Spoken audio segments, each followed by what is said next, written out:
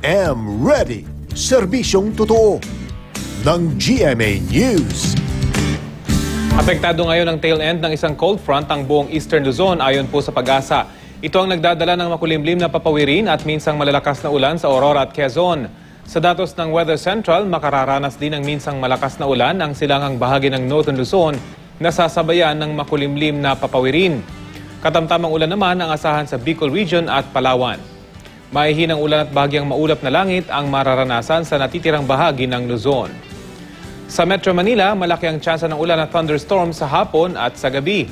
Asahan din ang makulimlim na langit sa ilang lugar sa Eastern Visayas.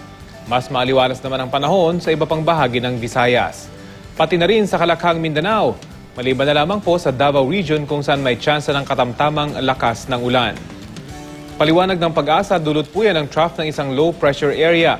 Dahil naman sa malakas na hanging amihan, aabot ng mahigit 4 na metro ang taas ng alon sa northern at eastern seaboards ng Luzon. Payo ng ahensya sa mga gumagamit ng maliliit na sasakyang pandagat, iwasang munang pumalaot dyan.